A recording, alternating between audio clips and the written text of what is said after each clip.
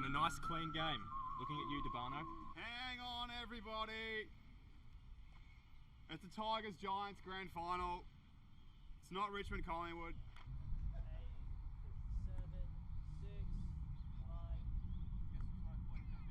Jog on. Guys, it's about to start.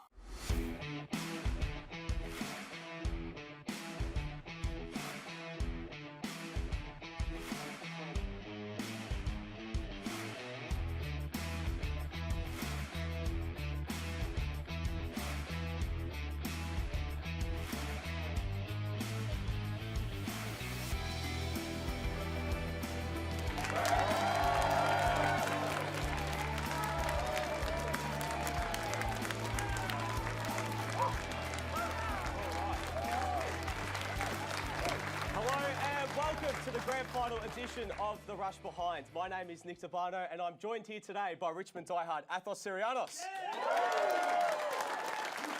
Essendon's own Brooke Varney.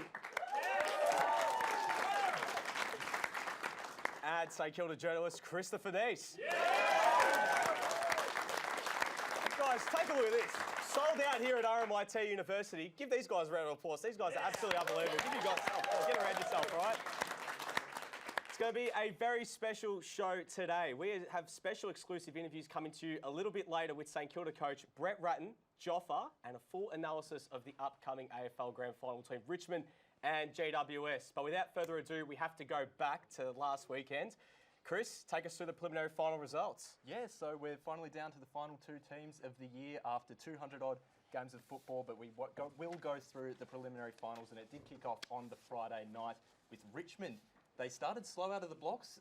Geelong seemed to have the upper hand, but they came out on top to make it to yet another grand final. And moving to Saturday afternoon, Collingwood, it was really a shock to everyone. I think everyone was expecting the two big Victorian heavyweights to go head-to-head, but to the Giants' credit, they held on and came away with a 4-point win.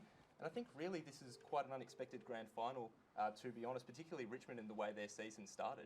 Yeah, definitely. I know I was ready to write off Richmond's season after Alex Rance went down God with that forbid. ACL back in round one. But very good to see Richmond after half-time kick 5 straight goals to begin that third term and push their case for a comeback. Got to remember as well in the qualifying final, they did beat Brisbane quite convincingly with by 47 points. Dusty with that 6-goal haul as well. And I think we have to remember, it's a long season. Well, footy's a long game as well. You've written them off 10 minutes into the second quarter, hadn't you? That is I true. wish we had the screenshots That of those is true, that conversations. is true. Bloody hell. It's a long season. You can't write teams off at round 3 or write certain players off. And I know people love grabbing a sensational headline, but it's two fantastic teams on Saturday. They get to go head-to-head for the big prize. Yep, and there also is a big, big sound coming from the west of the town at the moment. I know we've got one Giants fan here today in the crowd who's in the front row. He's representing them. He's come down from Sydney, but this is it's unbelievable how they even got there. Obviously, a lot of teams heading into the final, well, a lot of people had written them off heading into the finals. Everyone thought the Doggies, with all the form, would knock them off in the first week, and then they came out and won 2 games in shocking circumstances, and now we're in a grand final. Yeah, they've been battered and bruised throughout the year. They lost Callan Ward, their skipper, quite early on in the season. And then approaching the pointy end, when it looked like they were on track for a finals berth, sort of looked like it might slip away a little bit, the injury to Stephen Canelio. We know he will not play in this week's grand final. But to their credit, again, they just keep going. They've punched through and they've made it to the one big day in September. Yeah, a bit of a case of third time lucky for them after losing their previous 2 prelims. We know one against the Tigers back in 2017. But no, it's just great to see them up and about. And like you said, there's a big, big sound from the west of the town. And they've been criticised for all being Ferraris, but I think over these last few weeks we've found a few Nissan Navaras that are keen to do some hard work and do the hard yards, get in nice and dirty. So that's been great to see. They've been criticised a lot for being, all showing no substance. So good to see them get to their first grand final. Interesting to see how the crowd shapes up though. For I think Saturday. there'll be a few neutrals that will get behind them. I think almost every neutral will get behind GWS. Indeed. God forbid seeing another Richmond premiership. That would be, especially for all of us, Collingwood fans out there, that would be oh dear, absolute hell. But you must say, at the end of the day, GWS have been unbelievable this year, Chris, especially in defence in this final series. What do you think of them? They have, yeah. Phil Davis is one that springs to mind. He's led the side superbly, obviously co-captain with Callan Ward, who hasn't played for majority of the season. Then you go to your other guys like your Nick Haynes, your Zach Williams coming out of halfback. They're really quite potent moving out there. We know they're a high possession accumulator of the footy. They're quite well versed in doing that, and they spring out the back half exceptionally well. Yeah, and we will touch on Phil Davison, one of Richmond's informed key defenders as well, a little bit later in the show. So very exciting. Looking forward to that. The Giants had to do it the long way, though. They really beat did. the Bulldogs, then they went to Brisbane, then they came to Melbourne. There's a bit of Bulldogs 2016 about this, Nick. That's a good thing. Not for me, it's not. It's a great thing. It is a great thing. But yes, interesting to see where the travel plays a role, but it would be the ultimate fairy tale. There are a few fairy tales on Saturday. Yeah, I think. there is. Well, who would have thought that, Green and Whitfield would have got another opportunity? Obviously, they were rubbed out of that preliminary final. Whitfield, the most innocuous of circumstances, and Green, well, obviously to the controversy of, what probably some people say should have been suspended a little bit earlier. But then he managed to get a bit of luck. You saw him on the sidelines last week in the race. Those last few minutes, he was almost like couldn't bear to watch, along with a few of the other injured Giants. Yeah, absolutely. They were definitely on their last legs for quite a while, and you just feel like another minute might have been Collingwood's moved it in Collingwood's favour. But to their credit, they've done exceptionally well. I really can't wait to see them. I think they are an inexperienced side. Heath Shaw's the only player to have played in a premiership for the Giants. But if we go back through the history books, 9 sides in the VFL and AFL competition have won the grand final on their first attempt. So could be Makes me very nervous. interesting to see if the Giants could join that esteemed company. Well, it all comes to a head on Saturday. And for those of you who have been watching the show for quite some time, you would know Nick has Nick's list. Now, Nick has gone through several iterations of this segment, but he's going to go back to his roots this week, and I don't think he's happy about what happened on the weekend. So, Nick, over to you. I calmed down for a while. I decided to back away from being aggressive, but I thought last week it's time to bring it back. Like, why not? My team just lost the prelim, so, I think that made me angry enough. But this is not necessarily about the team itself. It's about the supporters. Now, I went on social media after the game. I looked through Facebook. I looked through Twitter, as, most people do. Obviously, in our industry, we see it a lot. So I saw a lot of negativity towards Collingwood players. I was singling out a lot of this and a lot of that. One thing I hate to see is that, because end of the day, they gave 110% in that final quarter. Obviously, they weren't their best for their first 3. But at the end of the day, what you've got to remember about Collingwood is this is a team that's been battered by injuries for 2 years. Absolutely battered, and they've faced significant adversities to get to where they are. I think a lot of people have been a little bit too harsh with them, especially, this week. GWS are a fantastic side, and you can't take anything away from that. And some of the criticism I saw was absolutely unbelievable. People jumping off the bandwagon already, some people hating on the coach, hating on the players. Like, come on. We just made a prelim. Like 3 years ago, we were an absolute basket case, and our coach almost got sacked. So, in my opinion, I really just don't like seeing it. It's something that needs to be rubbed out, especially in this day and age where social media is such a big thing, and AFL players do see all those comments. We must remember they are human. They are human after all. They see it all, and it does affect them. And in particular, when they're at their most vulnerable, you don't bash them. Get around them, put your arm around them and say, look, it was a tough game, but we're proud of you guys for what you've done throughout the season. Because me as a Collingwood supporter, I definitely am. And I know we're not going to talk too much about the Pies, but I had to get my little bit out of the way because it has been rubbing me the wrong way for the whole week. But to all those negative Collingwood supporters, seriously, pull your head in, as you guys have all just made the list. Well, guys, we're going to take a very short break. And coming up on the other side, we have St Kilda coach Brett Ratten joining the rush behind for an exclusive chat. See you after this.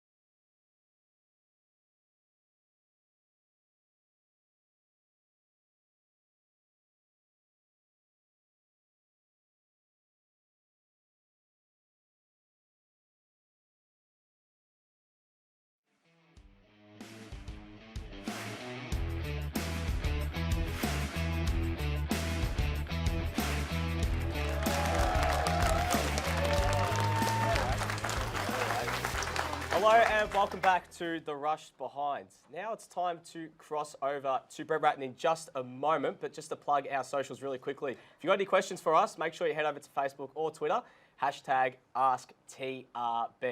Now, Chris, you obviously have quite the prolific role down at the Saints, and you sat down with their head coach, Brett Ratton, during the week to have a little bit of chat about his coaching experiences and playing experiences in the grand final. Yeah, we certainly did. We were certainly looking for a man with quite a lot of September experience for our grand final show, and he certainly ticks the boxes for that as both a player for the Blues and as a assistant coach at the Hawks for the three-peat. So hopefully you'll be able to repeat that for the Saints. But we headed down to RSCA Park in Moorabbin to have a chat to Brett and see what he thought about this week's grand final and his experiences in September. We're here at RSCA Park in Moorabbin, and we're fortunate enough to be joined here by St Kilda senior coach Brett Ratton. Thanks for joining the Rush Behind. It's great to be here. Well, I think for our grand final special, we wanted to talk to someone with a little bit of September experience, and you certainly fit that bill, both as a player and as part of the Hawthorn coaching panel. Can we touch back to 1995? Do you have any fond memories of that and the lead up to the big day? Yeah, it was pretty nervous for us in regards to, I suppose, the whole build-up. We had a lot on the line. Back in '93, we played in the grand final against Essendon and lost, and then in '94 we were in two finals and out in straight sets. So it was sort of like a lot of pressure on the team, and we'd only lost 2 games for the year, but it was sort of all or nothing for us as a footy team. And for us to get off to a really good start and get the game under control. Then by three-quarter time you felt at ease because we had a fair margin and so forth. But yeah, there was a lot of nervousness in the group, and I think when the final siren went, there was the euphoria of winning, but there was also, a sense of relief because of, what had gone before. Out in straight sets, the year before losing the grand final. So I think a lot of players were like, we got there, hard work, but then the celebrations happened, and it's an amazing feeling. Do you remember the lead up to it? Were you more the type to soak in all the hype and the atmosphere, or were you just going about your business? More going about my business. I sort of, as a player, I used to get fairly nervous. I'd actually vomit before games. So it sort of all happened around my 50th game with the build-up, and then that was sort of a routine that went on for another 200 odd games. I'd be sick before games, so nothing really changed for me. It was just there was a lot more on the line. I actually nearly got pulled out of a state game because of Gerard Healy said, he's been sick in the toilets, and Greg Williams said, don't worry about that, he does that every week, so leave him alone. So but that was something that became part of my routine. I don't know why, anxiousness and the way you deal with things, and that's how I cope. With the 95 grand final, is that your fondest footy memory as a player? Is that something that's always going to stick? Yeah, it is, because we catch up every 5, 10, 15 years. It's sort of the reunions and that bond between that group. Sometimes you don't see players for a long time, but that connection then that you have between yourself and them in regards to you've won the grand final. And I think it's more as a kid too. It's not just about 95, it's about when you're running around as a kid and you're kicking the ball in the backyard and you say it's the grand final, and it's all those years of dreaming of becoming an AFL player, and then to have the opportunity to win one, it's fantastic, and it's a lifelong dream for anyone, I think. And and this weekend, the new players at Richmond, Tommy Lynch and those blokes, I'll have the chance to win one, and same at GWS, all those boys there will have the chance to win a flag. I think, what is it, Heath Shaw's the only one, I think. I think have played in the premiership. Yeah, that's right. So outside of him, the other men have got a chance to hold that cup up. And you'd been there before in '93. You'd been in a grand final. So second time round, how did you deal with things? Did you feel any different? Probably my greatest lesson I ever learnt was '93 grand final as a player. I played in that game, and I really got the best seat in the house.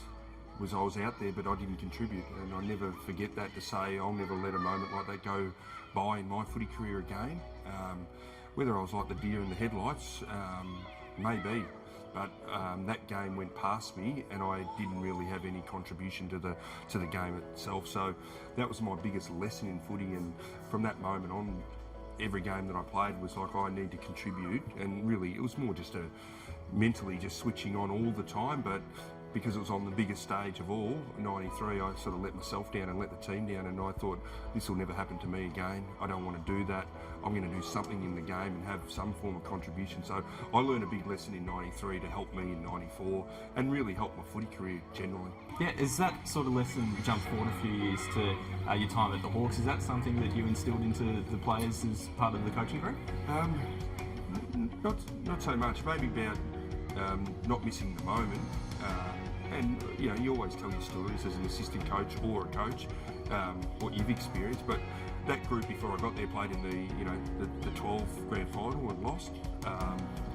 Yes, I didn't really have to rehash that. Some of them already won a flag in 08. So for me, it was more just about, you know, don't miss this opportunity because you don't know when the next one's coming along. Yeah, what was the difference, I guess, from being out on the field for a grand final and behind the glass on the other side? Is there one you prefer, or do you feel any different, or are you just as nervous as you were as a player?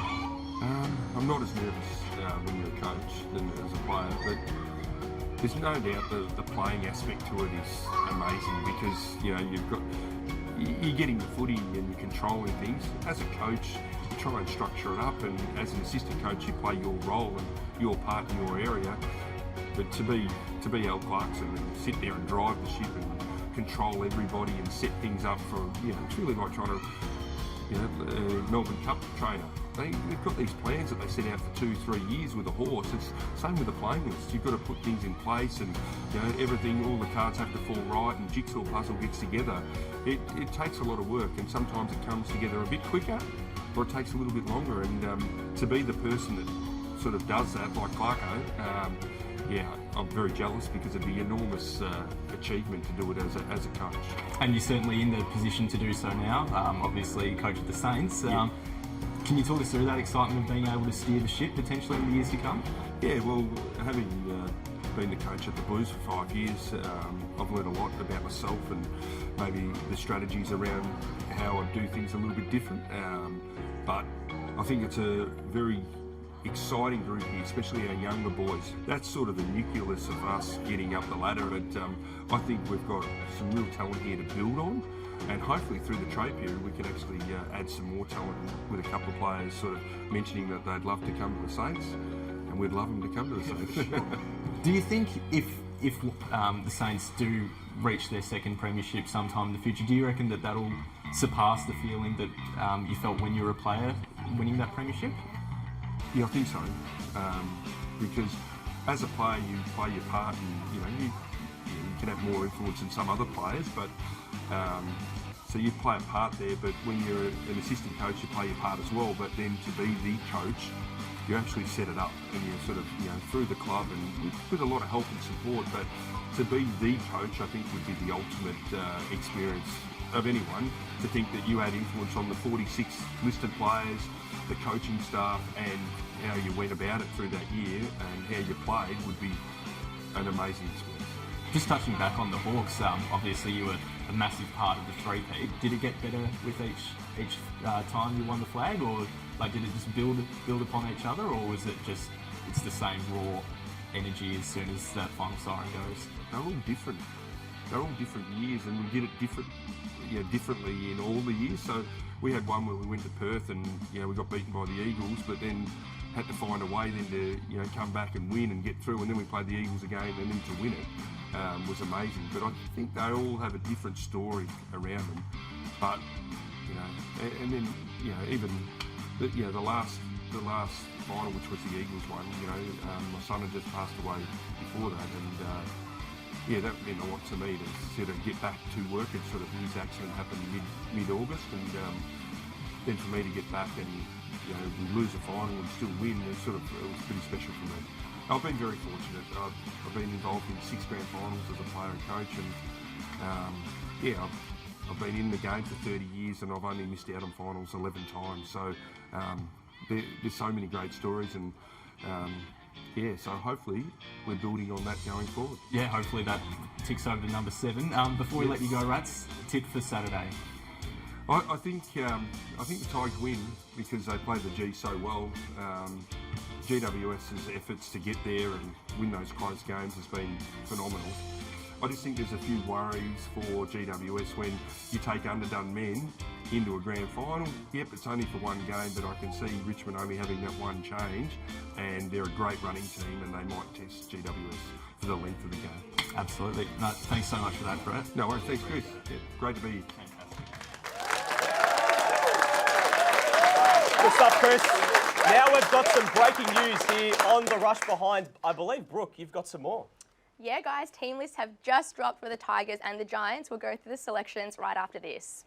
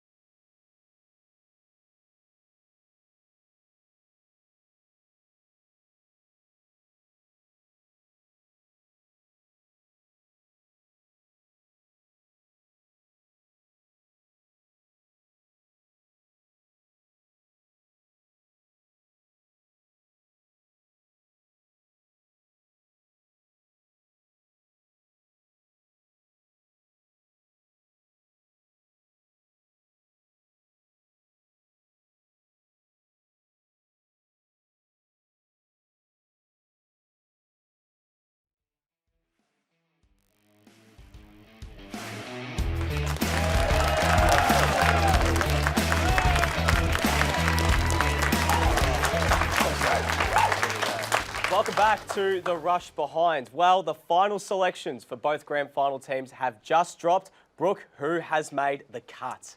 Well, I think the biggest surprise of them is obviously Marlon Pickett will be making his debut for the Tigers, coming in for the injured Jack Graham. As we know, Pickett was best on ground in Sunday's VFL Premiership win, and it's actually the first time that Richmond has debuted someone in a grand final since 1920. His name was Billy James and was the only player to win a flag in his only game, which is a bit of a fun fact there. Emergencies, we can see Sydney Stack comes back in, Jack Ross, Garthwaite and McIntosh there. Moving over to the opposition, the Giants. Now, no real surprises here. Obviously, Lockie Whitfield, Toby Green back in replacement of Bobby Hill and Lockie Keefe. Whitfield obviously hospitalised with appendicitis, missing the preliminary final against Collingwood. He's averaging 28 disposals, 8 marks and 3 clearances in 2019, so he will be a threat come Saturday. And also Toby Green, we know he had that suspension, also sitting him out of the preliminary final. He's averaging 23 disposals, 6 marks, 3 tackles, and has kicked 27 goals. Now, emergencies for the Giants, we've got Cumming, Keefe, Langdon and Hill, and will be pretty interesting come Saturday, can't wait. Yeah, some two very, very strong lineups there. I know Rats just said before in our interview there is a risk about bringing in players who are underdone, but I think when it's a player of Lachie Whitfield's character, you've just got to roll that dice. I think you've got to absolutely play him. He's an absolute champion. Big risk. I wouldn't do it. I wouldn't play him. Oh no, seriously, I'm happy that he's coming in underdone. Now, what's interesting though about the Tigers is if the Richmond win, Marlon Pickett gets a life membership after just one game. Is that how they do it down at Richmond? That's how they do it. They reward the premiership players. We value them quite highly. You've only won 11. You've got to catch up. That's all right. Fair enough. But it is obviously a massive contest between Richmond and the Giants. But I think that bringing those guys in, Whitfield and Green, it's a no-brainer for me. You've got to bring those guys in, especially if Whitfield is at 80%. His 80% is almost as good as anyone in the competition. That's the biggest cliche for It's good not when it players. comes to Lachie Whitfield, you can make as many cliches as you want. He's in the top 20 players in this competition. I think he was robbed of an All-Australian berth. I think if he didn't have all those injuries in the middle part of the year, he would have been a lock at half-back. And whether he's playing at half-back or half-forward, he's a weapon, and he can almost win the game with his own brute, as can Toby Green. So I think that is the dice to roll. It's a shame we won't see Canelio, though, as much as like... Deledio. And Brett Deledio. true. So those two players in particular miss out, bit of grand final heartbreak. Just on Canelio, one thing that I did notice in the prelim is he was the only Giant in a suit on the sidelines. I don't know if that's the Italian in him. That what caught Athos's He's, eye? he's a very classy bloke, Canelio, Canelio. man. He's a classy Why guy. not? What's Maybe wrong with that's that? why he didn't go to Carlton and he stayed at the Giants. He's a classy guy. So. Oh, whack. Oh, come on. Whack. I've got a few Carlton fans in the audience here. That's I all was going to rub them up the wrong way. Let's move on, guys. Let's take a look at some of the key matchups this weekend. But it's not really a matchup. It's more at the two players at polar ends of the ground, end to end, the two key forwards. Chris, you took a look at both of them for GWS and Richmond. Yeah, well, we know Athos once famously said that the team who wins the game will kick the most goals. So I've decided to take that expression quite literally and have a look at the two big forward powerhouses for the Giants and the Tigers, namely Tom Lynch and Jeremy Cameron. If we have a look at the stats here, Jeremy Cameron really leads quite well. He's a high forward. He pushes up the ground quite well. We obviously know he's a big, muscly sort of what's the word I'm looking for? Burly forward. He really covers territory. He averages 6 shots on goal per game. That's absolutely remarkable and has a Coleman medal to back that up. Tom Lynch, he's quite that bigger body frame as well, but he's far stronger on the lead. So it's going to be interesting, Brooke, to see which defender lines up on which key forward. Funny you say that, Chris, because I'm actually going to have a look now at the dependable defenders in the game. Is that Chris's, that's a Chris some part. alliteration That's there. a Chris part right there. So I'm looking at Dylan Grimes and Phil Davis. Now, you can see that those stats on the screen really highlight Phil Davis there, but you can ask myself, ask Athos, ask any of the Richmond supporters here in the audience just how crucial and important Dylan Grimes has been in the absence of Alex Rance this season. And I want to quickly touch on the intercepts there. So we can see Davis is averaging 8.5 compared to Grimes 6.9, but Grimes is actually ranked 9th, while Davis is ranked 3rd. So it's a bit of a gap between them, but I know that Grimes for sure and Richmond have all the confidence in him to really do what he does every week. There'll be a big question mark over Phil Davis. We know he's got a few injuries. He will play. I believe they'll give him every chance to play, but whether he takes Tom Lynch is another question. Whether back he's maybe 80% body in on a guy who's in such good form. They've got other guys like Sam Taylor and Aidan Core down there who have done an admirable job all year and have done really well at holding down the fort for the Giants. Athos, we decided to have a look at the individuals. Yes. We looked at some of the guys that maybe don't get the credit they probably deserve. That's and right. I'm going to start with you, Athos. You're looking at one of the unheralded figures of the Richmond midfield. Yes, well, this is Athos's love letter to Kane Lambert. He's my favourite player. The poor guy missed 5 national drafts. I think, in his words, 1,000 picks went before it finally got to him. But he came to Richmond and he made a significant impact, came 3rd and 2nd in the last 2 best and fairest. He's a contested ball magnet, and I think Richmond lost all the games that he missed this season. So he's a handy inclusion. He starts the play, he finishes the play, he can run all day. Kicks goals, does whatever you want, Mr. Dependable. And I'm really looking forward to seeing him play in his 2nd grand final on Saturday. Well, one player that I'm looking at who might have to curb his influence now is Nick Haynes. Nick Haynes is an absolute gem for GWS. I think he was another one that was robbed of an All-Australian in Guernsey because he's an absolute superstar. He made a great effort to actually get back for finals, full stop. He had a fractured larynx heading into the finals, which is one of the more, and it seems like GWS always get these obscure injuries, appendicitis, fractured larynx, whatever else. And he managed to get back out in the field and play in the finals, and on Saturday, he was unbelievable. He had 30 disposals in defence, and it wasn't until the last quarter when finally Collingwood decided to put a player on him, because he was playing loose the whole game, and they were able to put Chris May on him, who took him out of the game. And it seems like if Richmond make the same mistake and don't put a player on Nick Haynes, they're going to be finding exactly the same fakes. He plays loose, he'll chop everything off, and he's elite in all those categories. Takes almost 8 marks a game. Most of them are contested. A majority of those disposals and marks that he gets are intercept as well. He is a massive part of how GWS tick over. And when you put that combination with Davis in there and the likes of Zach Williams, that's something that's really potent. They run out the half-back line. They're fantastic. They spring out there quite fast. And we all know that they are a very high possession brand of football. So their fast movement coupled with that coming out the half-back line is something that I think Richmond will definitely need to keep an eye on. Yeah, I agree, and I think that Richmond, they're not a team that usually deploy a tagger, or a defensive forward, and I think that this might be the game where Damien Hardwick, I know that the plan has worked for 3 years, but I think for this week, he may need to just tinker something a little bit, whether that's putting like maybe Jason Castagna has to sacrifice part of his game to play a bit more defensive on Nick Haynes. Because at the end of the day, in a grand final, you might have to sacrifice your individual performance to get your team up the line. I think if Sydney Stack was playing, I think he'd have that role. Because he's a bit more of a defensive I think at the end of the player. day, they don't have that mid-sized player who can go with Haynes, because Haynes is a big guy. Well, Richmond don't hasn't need worried him. about anyone We don't need individually. Look at Neil got 50 disposals and did nothing with it. So Richmond is a team. They win as a team. They don't care about individuals. It's a team sport. There you go. He's luck there. There you go. Had to listen to this for the last 2-3 years, every single week, about how much Richmond are a team. But look, honestly, this is going to be a fantastic contest between probably two sides that I think, at the end of the day, do deserve to be there. Like, Richmond have been great for the past 3 years. They've rectified their demons of last year in that prelim. I don't know what you're talking about, Nick. Yeah, you've buried it quite deep under. What's his name? Mason. Mason. Mason Cox. Cox. You know, he's same problems as of late. But look, guys, it's almost time for us to head into a break. And coming up next, we're going to head into the war room for the final time. And Athos heads into the audience as we ask for your thoughts on the big game. That's coming up just after this.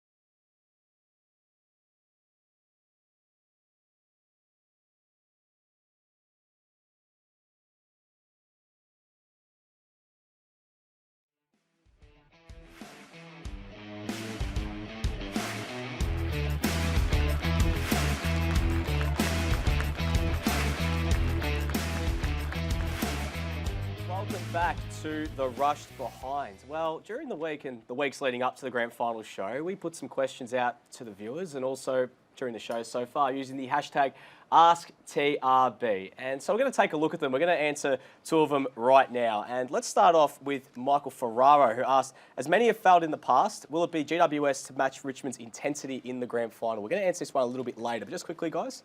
Yeah, I think they're certainly able to. They're quite a strong contested ball side, so I think that they're going to be able to bring that, and also fantastic with their tackling as well. And we'll come back to more of these a little bit later in the program. But now it's time for a very popular segment last year that took off. And Athos has been dying to get back out there. He has wanted an audience for quite some time. And Athos, you're out in the audience. Yes, I am, Nick. You're going to go find some people to have a chat to now. Yes, well, the GWS fan has been in my line of vision all day. He's been holding up the giant scarf and the little thing. So we're going to go to him. First off, thank you so much for coming from Western Sydney. I can't believe we have a Giant supporter in the crowd. Big round of applause. What's your name and tell us why you support the Giants? Yeah, so I'm Chris. I just started supporting the Giants 8 years ago when they first started. Thought I'd give them a bit of support considering they've only got about 8,000 fans. We were one of those 2,000 in the crowd on the weekend with a big roar of the Richmond fans, so be a bit nervy, but yeah. Good stuff. Are you confident for Saturday that they can win the inaugural premiership? Oh, got to go in confident with your team. Always got to believe in them. I'm more excited for my man De Boer to go straight to Dusty and shut him down, and hopefully from there we put him away. Just got to stay with him in the first quarter and then get the nerves out. All the best, Chris. Thank you very much for coming and supporting the Giants. We'll go over here in the front row. Hello, sir. Athos, how you going? Good, good. Now, what's your name and where have you come from today? I'm Lockie, so I'm from Warragul. You've come all the way from Warragul. Big round of applause, please. So, one of the big parts of the grand final is who's going to win the Norm Smith medal. Do you have an early prediction for the best on ground? It's a bit hard to predict. The last few years, it's always just kind of been someone who you wouldn't have gone with. Really, the stars kind of get taken out of the game. But I think if Richmond get going, I think Dusty will be hard to stop. So, yeah, he'd probably be an early favourite. So, could go for number 2, Norm Smith. I think so, yeah. He's definitely put a few of the don't argues out. He could stir the pot. Well, let's hope those selectors for the Norm Smith aren't arguing. Thank you very much, and thank you for coming all the way down from Warragul. We'll come over here, more into the back few rows. We'll speak to this young man here. Hello. What's your name? My name's Nick. Hi, Nick. How you going? I'm very well. How are you? So, what's your prediction for the grand final this week? I think it's going to be the Tigers that take it out. I made the mistake in my tipping competition, backing GWS at the MCG far too often, and they never got over the line. So I'm going to back the experience and the ability of Richmond's running game to fill the big oval on the G and get their second premiership in 3 years. But can the Giants do it? Does experience have much of an impact in this game? I think they certainly can. They surprised us all, beating the Pies in the prelim. So they definitely can do it, but I think Richmond will be a bit of a different proposition. Grand finals are just that little bit different, and I think the Tigers will take it out. Well, thank you very much, Nick, and go Tigers. That's it all. All right, we'll let you go there, Athos. We'll let you go. And now, well, it's time for us to head into the war, and we always answer all the big questions heading into the weekend of footy. Obviously, this week only have to look at the one game, but let's start with the board discussion. We obviously had Chris in the crowd, obviously mentioned the ball going to Dusty. Does it happen? Should it happen? I think for me it's a no-brainer that they should send him there. Chris, you would have been very happy in round 3 where Matt De Boer kept Dustin Martin to 15 disposals, but it's not his only scalp that he's taken. He's got some really, really good names that he's helped curtail. So we have a look here. Tim Kelly kept to 9 disposals. Jaeger O'Meara from the Hawks, 15. Scott Pendlebury, 18. Paddy Cripps, 12. Lockie Neal, 17. So they were all hot favourites for this year's Brownlow as well. And he's been able to sweep them under the rug. He's been superb this year. I think that he will well and truly do his best to shut down Dusty, because he is certainly a September specialist as well. He averages 23 disposals in each of his finals and a goal and a half a game. So that's something that they will need to shut down absolutely if the Giants are any chance of taking out the premiership. Yeah, and you touched on there when he was on Dusty, that he only managed the 15 disposals. But what's interesting was the last time they met in round 17, De Boer was actually sidelined. Dustin Martin jumped up to 25 touches. So, you know, if it ain't broke, don't fix it. I'm obviously going for the Tigers here, but if I was Leon Cameron, I think I would definitely be putting someone like De Boer on Dusty. And it's great that we're talking about De Boer. He's a role player. He comes in, he ticks all the boxes, does what's asked of him, and I think he deserves all the praise that he gets. I think, like Chris said, it's a no-brainer to go to Dusty. You can't really tag a Prestia. He's too inside, and Dusty does make things happen, especially when he's in the forward line. Yeah, I agree. I think that De Boer needs to go to Dusty. It's a simple no-brainer for me, especially with the list of victims he has throughout the year. Let's move on, guys. Can GWS stifle Richmond's spread? Now, Richmond moved the ball really quickly. They like to get out to the outside, and GWS have been very well organised in defence. Can they do more of the same? They have, and Richmond's, what is in their favour is that their ball movement out of the back half in particular is quite chaotic. They're ranked second for rebound, sorry, that's 8th for rebound 50s, and the Giants first. So I think a little bit more class and composure will complement quite nicely to the more manic sort of ball movement from Richmond. So it's going to be an interesting one to see. I think they certainly can, and if they shut down some of their key runners, then absolutely that they can then dictate the game on their own terms. Yeah, and what's interesting as well is that the Giants, as we know, are a really clearance sort of winning side. They like to win it at the clearance and then make their scores from there, whereas Richmond are more of the turnover scores. So you can see that 65.6% of Richmond's scores come from turnovers, which is number 1 in the AFL, while GWS are just 51%, ranked 18th. And yes, the Giants can, but it's will they? I swear you say this every week. But we've got to change Is that because you haven't done your notes? Is that why? No, it's of course they can. They can do whatever they want. But it's will they? I don't know. I'm not a fortune teller. But I do like the way both sides play. It's almost a complete dichotomy. Richmond is chaos. GWS is a lot more smooth, and it's very clinical to watch too. So it's going to be very interesting to see how the two styles match up. Yeah, look, I honestly think that GWS can do it because their defensive work rate is first class. If they can get everything set up well on the counter, obviously when Richmond counter-attack, there is no reason why they can't, and I think that this is going to be a really, really tough test for them. Final one, guys. Can Richmond deal with GWS's physicality? And one that obviously is Matt De Boer, who leads that. And Mummy. Obviously, who was that? Mummy. Mummy, yeah, Mummy. Shane Mumford, definitely. Whenever he's heard of it. Yeah, well. Well, with Matt De Boer, obviously, who does lead that charge and obviously going up against Dusty, but can Richmond actually deal with this new GWS that we have seen over some time? Actually, no, let's start with you, mate. Okay. I know what he's going You know to what? say I know, anyway. we know what you're going to say, but No, I'm actually going to test you to actually on. say something a bit different this time. Throw him under the bus here. Well, okay, to be fair, it's both sides actually give away the most free kicks in the league. So Richmond don't exactly play by the rules either. And traditionally, the best teams in the competition are quite rough. We saw that with Hawthorn. They were quite aggressive at the ball. And so is Richmond as well. So I think they will be ready. And all the hype this week's Mumford and De Boer and Green, they're going to come at the Tigers. And Brisbane came at the Tigers and Richmond were able to see them off. So I don't think Richmond will have any problems. They're big boys. They've done this before. I'm backing them in. I think the good thing with Richmond is that they hear all of that outside sort of noise, you know, take it on the shoulder, whatever, and just ignore it, do what they need to do, go out there, play the game on their terms. And I think that's what they'll do on Saturday. I know that GWS has, 1,598 tackles for the season. And, you know, that's a lot compared to Richmond, which is 1,516. So in saying that, I'm hoping the Tigers can avoid getting stuck in some of those tackles, and I'm really expecting the Smalls to use their run and carry across the ground. Yeah, well, they're second in the league for tackles, GWS, and Richmond not far behind them in 4th. So two of the more physical, pressure-driven sort of sides, and I'm looking forward to a big battering contest and lots of bodies getting flown everywhere. I think that's going to be really, really exciting. I think you're watching the wrong sport. Hey, big time. I'll keep this one really simple here. I think that if Richmond could just withstand the early GWS mind games, they're going to come at them. They did. They have done it all. And if they can do that, they should have no problems on the day. Before we go to a break, guys, it is time for us, obviously, when we come back to test our footy trivia, as we have all year for the final time. But before we do, we'll leave you with this. Who was the first Norm Smith medalist? The answer is coming to you right after this break. Don't go anywhere. Yeah.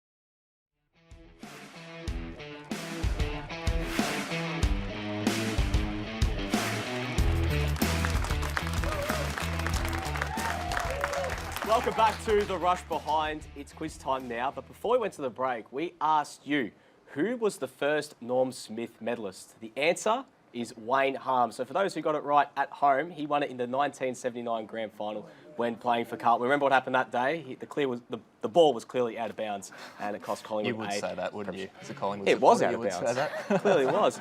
But let's get into it, guys. Athos, you won the least amount of quizzes this year. So Terrible. you've been given the task of being the quizmaster. No, look, I sucked at the quiz. I was really bad. I just didn't pay attention during the week. But we've divided the quiz into two parts. What are we playing for? We're playing for, Nick, you want to show the crowd, Chris's 50 games trophy from Montmorency. There we go. Hope I can win that back. So the first part of the quiz, all grand final themed, will be 21st century, and then the second part will be a bit of 20th, 21st century, 19th, if you know your stuff. But anyways, we'll test the buzzers quickly. So Chris, give us a buzz. Brooke. And Nick's got my favourite one. That's it. Okay, so buzzers at the ready. So bad. Question 1. In the 2006 grand final, West Coast beat the Swans. How many Brownlow medalists took the field that day? Nick? I'll say 2. 3. Correct. Can we name them? How many premierships has Gary Ablett Jr. played? Nick? 2. Correct. Not a big fan base, that's fine. Name 2 awards Dustin Martin won in 2017. Yes, Chris? Won the Norm Smith medal and the Brownlow medal. That he did. Got to get an award somehow. Name 3 Alistair Clarkson apprentices to coach a premiership. That was Chris. Oh, that would be Damien Hardwick. Yes. Is one. I've gone blank. Come on. Yes, Brooke. Luke Beveridge. Yes, And... for all the marbles. Oh my God, what's his name? The West Coast one. Well, Luke Beveridge, Damien Hardwick and Adam Simpson. Let's give Nick all the points. Come on. I buzzed first anyway. Okay, question number 5. Which band artist headlined the 2018? Yes, Nick. Black Eyed Peas. That is correct. Now we'll direct your attention to the screen and watch this bit of footage. Well, if it plays. You have to act it out for us. No, it's a bit difficult to act it out. I'll ask the question anyway. The call, Leo Barry, you start, was said by which commentator? Yes, Chris? Stephen Quartermain. Correct. And there's the mark there. Wasn't it great? There we go. In 2007, Geelong defeated Port Adelaide by how many points? Yes, Nick? it's like 104. Keep going. It's thereabouts. What did you say? Everyone can have a go. You said 104. He said 104. That's correct. So I will go 98. Yes, Chris. Give us one more. Can I have a higher or lower? No. Oh, 116. Chris was closest, 119. phone Give a him the friend. point. Question number 8. How did Mark Williams famously celebrate Port Adelaide's 2004 premiership? I'm going to give it to Brooke. Pulled his tie. Yes. Ooh. She's choked. Question 9. This one touched the hearts of many football supporters. Which player did Luke Beveridge give his medal to? That was Nick. Bob Murphy. Yes. Carlton and North Melbourne are the only 2 Victorian clubs to have not played a grand final in the 21st century. True or false? Brooke? False. True. Correct. So, do we have a score update after the end of the first round? I think Nick's on 4, Brooke's on 2, and Chris is on Like a 2. typical So Collingwood it's very supporter, close. jumping at the blocks early. It is very close. I think Nick's actually on 5. We might Yeah, have I've to been tally that told up it's on 5 as well. at the end. There you go. Telling you that. So the second part of the quiz is a bit of a history lesson for us here. So hands and buzzers at the ready. Name the 3 drawn grand finals. Yes, Nick. Collingwood, St Kilda. No, big years, man. 2010, 1977 and 1948. Correct. Question 2. What was unique about the 2017 grand final? Yes, Nick. Richmond hadn't won a flag Nah, in 30 man. years. Yes, Brooke. They wore their clash. No, before the game, with the players. Yes, Chris. The power stance, is that what I'll give you one more. Go. Wait, before the game. All right. No one gets a point. No one had played in the grand final. None of the players had played in the grand final. There you go. There you Anyways. go. Learn something new every day. How many premierships has Hawthorn won between 1961 and 2015? Nick? I'll go with 11. No. 8. No. Can I get higher or lower? Higher than 11. What? Higher than 11. I don't know if I... 14? 13. Oh, I was going to say that. Which grand final was the highest scoring? Yes, Nick. 1989. No. What? Is that a Said it with challenge? such conviction What? as well. No. Highest scoring. Go again. 94. No. 84. No. 1972. Oh. You'll get this one. Oh, that one. How I was many? going to say that one. How many grand finals has Collingwood lost? Yes, Nick. 27. Correct.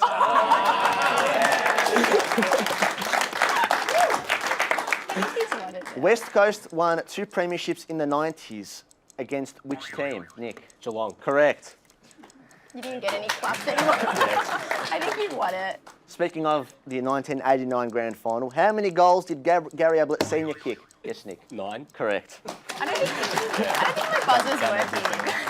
Okay, which team won 12 premierships by 1964? Nick. Melbourne. Correct. Which team hasn't won a premiership since 1964? Chris. St Kilda. No. Come on, come on. Brooke. Melbourne? Correct. Can't believe we got that one. Between 1969 and 1982, how many times did Richmond and Carlton meet in the grand final? Nick. Twice? No. I don't want to embarrass myself anymore. 5 times. No. 4. 4 is correct. And lucky last for all the marbles, how many premierships, day premierships, did Dermot Brereton play in? Nick. 4? No. 5. 5. Well, 5. correct. Well, thank you very much. Yeah, score I check? think the win was quite obvious. I think it was. I don't think we you need read it a out. score Score check. I don't think we need a Who's score getting? check. Nick's on 11.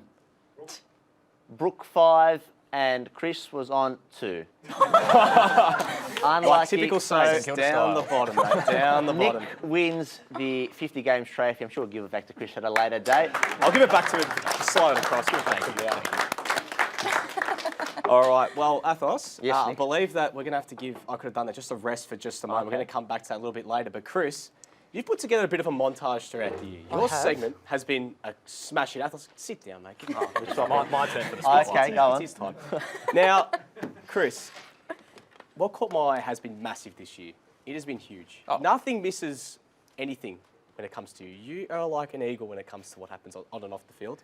Take us through it, mate. I like to keep an eye out for a few things. I like seeing the things that are a little bit wacky, a little bit weird, and that's what this segment is all about. So I've had the very difficult task of narrowing it down to 3 moments, and it may be contentious, there may be some moments I've possibly forgotten, but without further ado, let's roll through our top 3 moments from the year. And this one was a late inclusion, started off pretty recently, but this is from Mad Monday. This is Brisbane. If you don't know what that photograph is, probably worth a Google. This one here, this is Men in Black, Alan Christensen doing his best Tessa Thompson impersonation, but Wacky Wednesday always belongs to Geelong, and Gary Ablett as Alan from The Hangover was my fan favourite. This one here is quite interesting. I thought that Luke Dahlhaus had gone as Nick DeBarno for Wacky Wednesday. Turns out it was actually Salt Bay. I'm not too versed on that one. That photo out of Number anything. 2, continuing the fashion trend, AFLX, we all know this was a favourite of ours. We saw many classy operators, the NFL and the NBA trends translated into the very short-lived AFLX, I guess, sort of stint. Saw some very classy operators, Josh Kennedy, Nat Fyfe there, and Alex Rance absolutely stole the show on the skateboard, and I think we certainly took some inspiration from it earlier in the year. Yeah, can't say that my skateboarding was quite as good as Alex, but I certainly got quite the reception as well. Now, the number 1 moment. This was hard. I debated long into the night about it, but sometimes simplicity is best. So without further ado, Razor Ray getting hit in the... Yep, there we go. That takes out number 1. That one you could watch on loop, and that was probably the best criteria I think I applied into judging the best moment from the year. So Razor Ray, you've taken out the key award. So I think that's it. Have I missed any others, guys? That We didn't. You remember your Freo guitar impression? Oh yeah. No, we lost that footage. Fortunately, that wasn't a great moment of mine. Fantastic. But Chris, thank you very much for that. We're going to take a short break here on the Rush Behind. After the break, Brooke heads into our data centre and we'll have a closer look through the numbers at the Tigers and the Giants game. That's after this.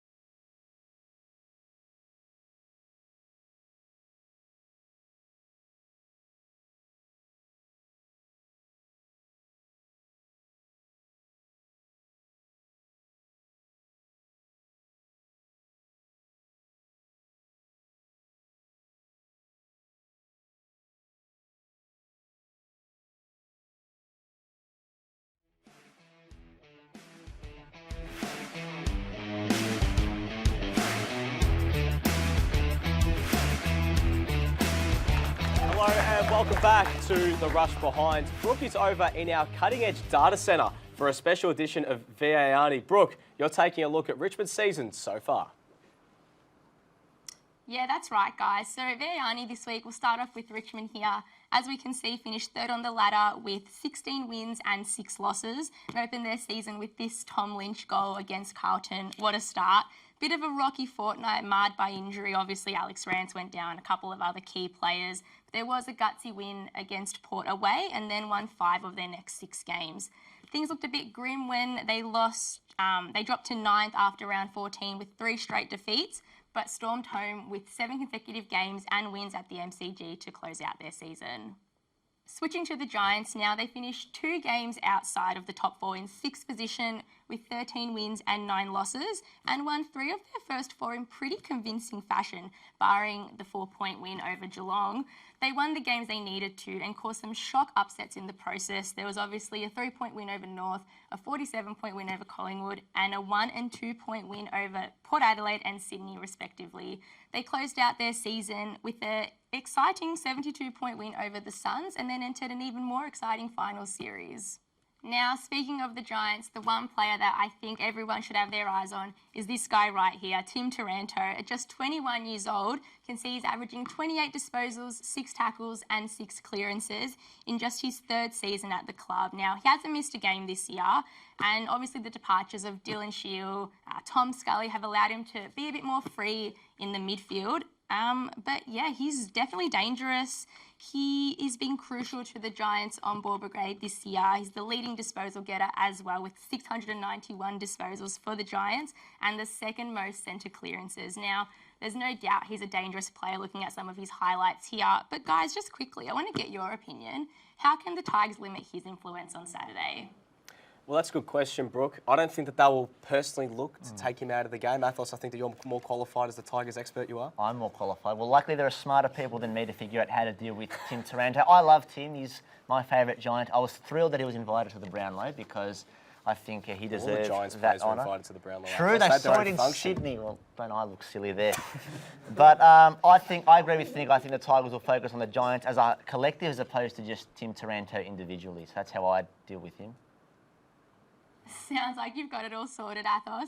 Now I want to have a quick look at Dion Prestia for the Tigers, the human meatball as he's also known. Also in his third season at the club, he's averaging 28 disposals, 5 tackles and 6 clearances and can fly a bit under the radar at times in a bit of a star-studded Richmond midfield.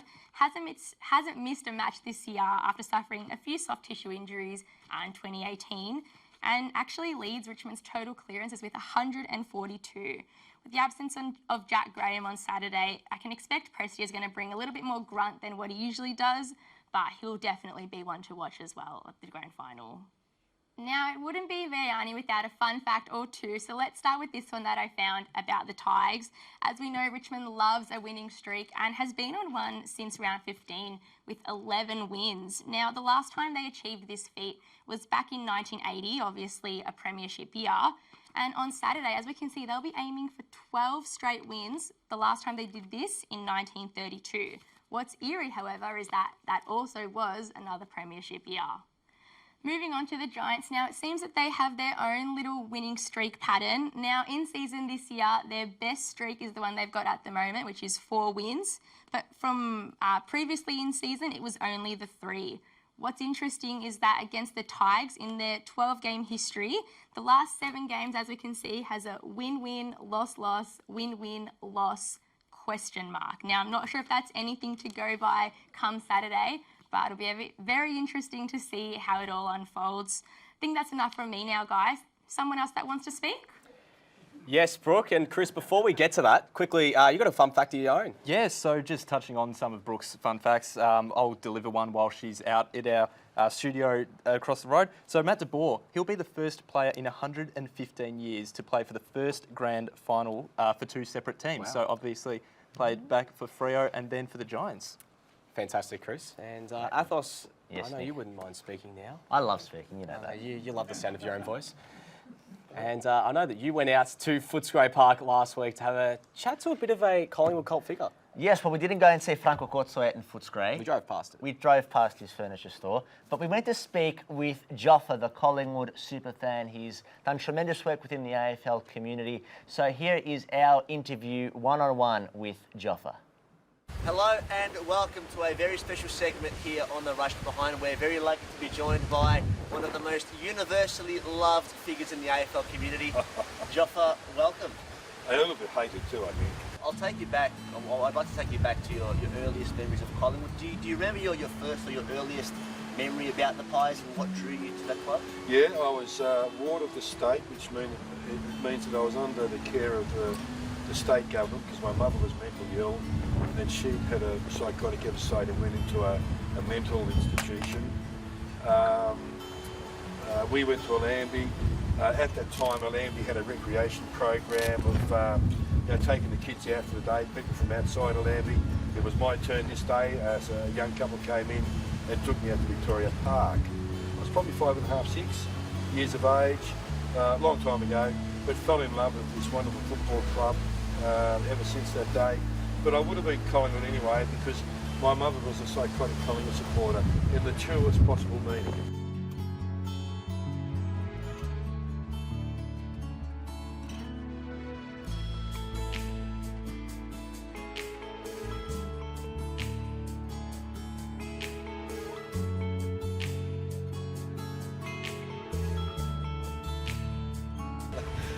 The Gold Jacket's been a wonderful story. It hasn't been about me, it's been about the community.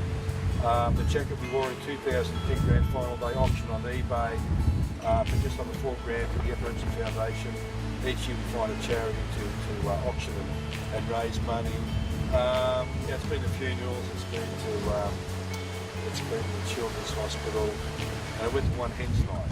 Okay. Did it come back from the hens night? Yes, it did, but it'll never go back to another one. Because I thought I knew everything about life, and this hens night was a hens night party on the bus, just going around Melbourne. There wasn't really getting off, they were all pissed. And I thought I knew everything about life, but I didn't, and never again. So when the phone rings now and it's some girl wanting to say, wanting to find if I'm available on their hens night, I pretend to ruffle through a diary and get to the date of requirement and say, look, I'm sorry, I can't make it that night. One of the other great things, one of the experiences that you've had this year is coaching a local footy team out at Altona. Yeah. I'd love to share that experience with Look, us. yeah, look, I had a... it started off really good, but it ended off not so good. Under 16s? Under 16s. And I think every other junior coach out there that's watching this would agree with everything I'm about to say. Today's kids are soft, and it's the parents' fault. Every parent of junior footballer thinks they're going to be the next AFL sensation, and they're not. The boys I coach, as much as they love the game and they try their hardest, they were a million miles away from their level. There are three sets of parents, maybe four, who thought their kids were special. I treated every kid the same. And after about 8, 9 games of just winning 1 or 2 games, it became too much for the parents. And in the dressing rooms after one game on a Thursday night, I was ganged up upon by a gutless ex-coach. And it was very unpleasant. Well, I think one of the other things I wanted to speak to you about as a fan is come grand final time, we always have people that are disappointed that they can't get tickets, members of clubs, because the allocation is so small. I think it's only 17,500, and for a club like Collingwood with You're dead right. I quoted plus those figures. Yeah, I quoted the same figure the other day. It may have gone up to 18,000, but I still think it's 17.5. Someone will, if we're wrong, we're wrong. But you know what? Next week, the week after, we make the grand final, even Collingwood, the atmosphere is not the same because there are so many people not there. That's right. And the people that are there are just bandwagons or they've got the money to pay for your expensive ticket, and they're still scumming tickets. They're still going on sort of crap. Look, it's sad, you know. I don't know what we're going to do. I don't know. It's the, you know, some of the Fitzroy supporters, they may have only seen one premiership in their life. This is how hard it is to come to. They might not see another one. And so many missed out seeing that one. That football club, that's very sad. I think it's horrible. I think that, I don't know. I don't know what the answer is. They must be making trillions out of this, the AFL. Correct. Well, we'll end it on a bit more of a positive note. Do you have a particular highlight from this season, Collingwood or not? Best moment of 2019 for you? Oh, gee, that's it. Oh, you're putting me on the spot here. Oh, I'm just seeing Collingwood win is a highlight for me because look, the competition is so hard for us. And when you go in, with all your players out injured, all your best players out injured, and no one says you can't do it, you can't, and you do. Wow, that's a highlight. That's it. Well, thank you very much for joining Thank us you. today, Joffrey, and best of luck for the Pies. Thank you. Go Pies. Thanks very much for that, Athos. Stick around here on the grand final edition of The Rush Behind. We've got our grand final predictions coming up after that, and Athos's I could have done that. Don't go anywhere.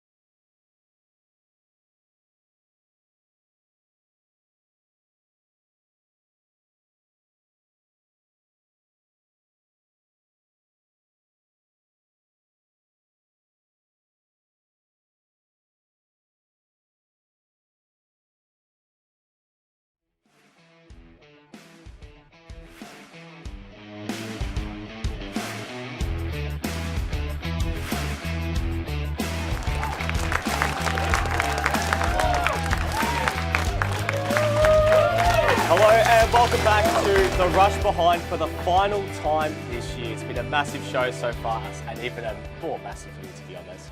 Athos, it is now time for your segment, your favourite time of every week, where you go out on the road and you've done it all. We've had so much fun doing I Could Have Done That this year, a few of the contestants in the audience today. But we took it upon ourselves here at The Rush Behind to see if we can recreate some of the best grand final moments in history and even see if we can do it better. Grand final edition of I Could Have Done That. We've had a lot of fun this year watching our armchair experts recreate some of the weekend's brilliant and embarrassing moments, but this week we're going to look back at some of the best grand final moments throughout history and see if we, The Rush Behind, can do it better. Now, first moment we're going to try and recreate was Dom Sheed's match-winning goal against the Pies, and we do love a bit of irony here at The Rush Behind. So Nick is going to try and recreate Dom Sheed's goal. I'm going to start crying. And to make things, you have to do it properly. So you're you going to put on the West Coast jumper with the Premiership logo there too. So chuck that on.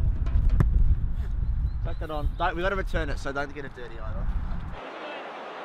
Massive Sheed from the boundary. Needs to be inch perfect. He is. He's got the most impossible goal.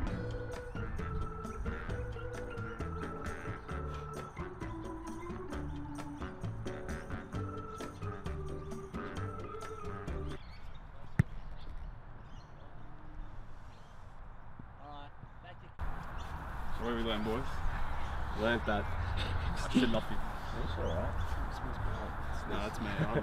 So Nick, that was your second time on this segment, and Yeah. you've missed again. Third time on this segment. Oh, third time Easter through. extravaganza. Did you miss that one on purpose because you secretly wanted Sheed to miss on the day? No, I actually tried to kick it, You actually but I tried to think kick it was just my instinct and everything that the way my heart really goes in the favour of the black and white, and just couldn't kick it. That's okay. I just couldn't kick it. Well, I just couldn't. You can take that off now because we need to return it. And Do we'll we? move on to our second favourite grand final moment with a bit of Bulldogs flavour. Now this next moment was 62 years in the making, and it was Tom Boyd's iconic goal in the 2016 grand final. Chris, are you feeling up to it? Look, I don't think I've got the same leg as Tommy Boyd, but I'm certainly hoping the wind will push it along a little bit further. Well, to make it, of course, a little bit more realistic, we will have Brian Taylor's commentary in the background as well, so you can have that in your head. But you can chuck that on. Thank you. And we will need a Lance Franklin. So, Nick. Oh Nick, my God! Get me out of my misery. There you go. Put that one on, and let's see if Chris can do it better. Jesus, now Sydney jersey. Ugh. Kicks it back towards the wing. In front, Franklin. Knocked away by Morris. Naismith sold a teammate into trouble. Quick thinking by Kennedy. And Franklin was run down. Tom Boyd's got it. Tom Boyd goes long. How will it bounce? The stadium holds its breath. It's a goal. Buddy tackle by Morris. Dropping the ball. Boyd took the advantage and played on from inside the centre square. Boyd's kicked the goal. Boyd's kicked the goal from inside the centre. No, you're gonna get it dirty! Don't get it dirty! Get up. Well, Chris, or should I say Tom, it was a decent effort. Are you pleased with it? Oh, look, we'll make do with what we've got. I'm sure the magic of editing will make myself look a little bit better than what actually happens. Can we get another celebration? Oh, For the fans? For the fans?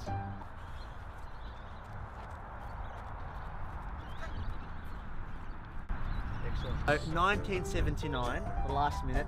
Do you remember this one, Brooke? No, I wasn't alive. Okay. Well, in case you didn't know, Wayne Harms kept the ball in. It was a massive dive, kept it in, and then Ken Sheldon kicked the goal to give Carlton a nice little buffer, and they went on to win the premiership. So you're going to kick the goal, and we'll need someone to be Wayne Harms. Is Nick around? Nick!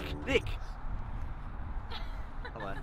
Why me? It's another Carlton Collingwood moment. Is it incredibly because I'm wearing famous. navy blue?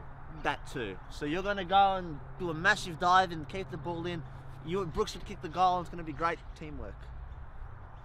Let's do it. Pick it up. Buckley gets it out to Harms now. He's pursued by Brewer, but he can't catch him. Harms fires at the goals, but he's off target.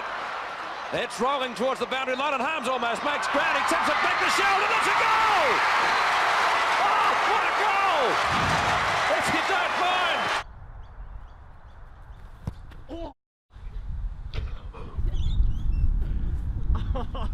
Are you okay? I said we cancel Wayne Harms. I said that. Nah, I've got to make it legit.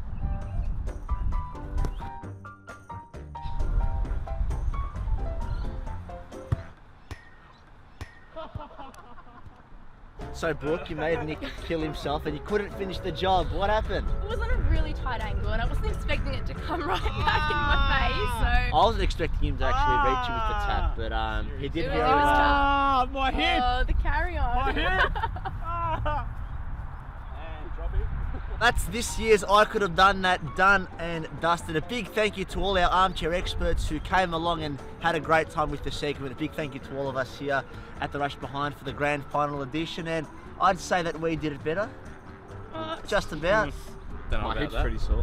It is. How's your leg after that big Pretty hit? sure I've done my hammy, but you know, might need to visit the doctor with Nick. That's all right. That's all right. Well, if you We'll want to get be separate appointments. If you want to be part of the segment next year, please let us know. Facebook, Twitter, and Instagram, so you too can do it better. Still a bit sore. Still a bit ginger, to be honest. Yeah. But you maybe do it like 4 times, like rolling along the ground. No, you're involved in everything. We just had to have you in there. Well, that's where the entertainment lies. But it's time to also have a look at some of our personal questions before we get to predictions. Because as we said before, you know, we had some people sending some questions earlier. Have to reward the effort. And some are about the game and some are not. So one's come through from Lachlan. He's asked, is Chris Neese the best looking man on TV? Oh, I think that, who's asking? Like, is Lachlan it cut? asked. No, he's, hey, Lockie, how you going? Is this I'm answering this question? Yes. I feel like I could look really bad if. Just be honest. No, with yourself, I'll say no. I'll say no. Who is? I'll play the humble card. Who is? I'll keep that one to the Not chest. Nick. No, not Nick. Definitely not. Definitely not. Let's go another one. Let's have a look at, we had another Lockie that's come through, and he said, I would love the opportunity to redeem myself when I could have done that.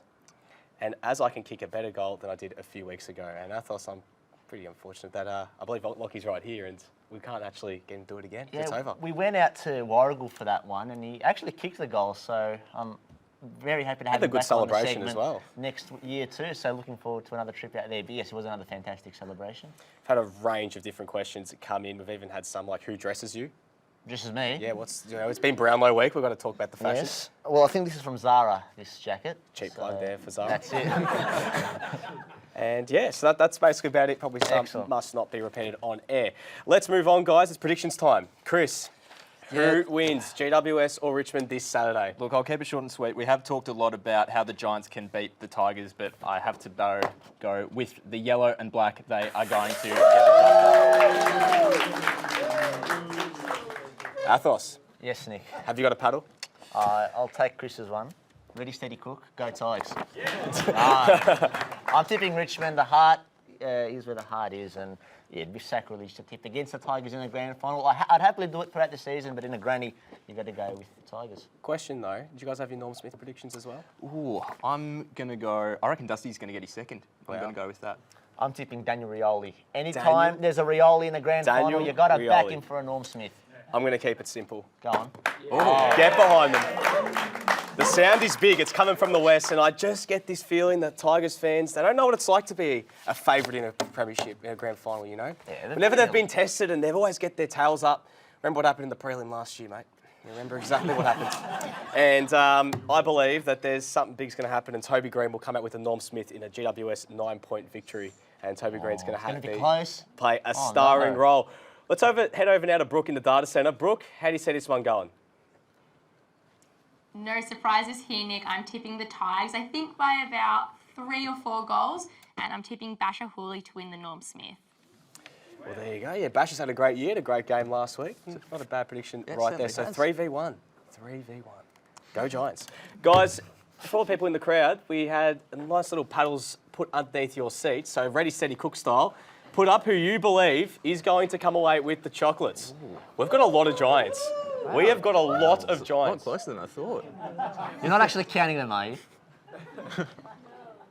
I think it's a tie. It's very close. It actually is really close. Chris, you count this side, I'll count this side. Who am I counting? I've got 20 Giants, 2 at the back there. Are we just filling time here, counting? What's going on? GWS 20, Richmond 19. Oh, that's close.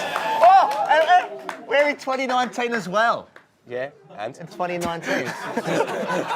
An interesting little twinkety. Looking for the loose connections. You were really now starting to clutch at straws. What do you mean, mate? It's 2019, we're 2019. There you go. Well, some people put 2 up. They counted as 2.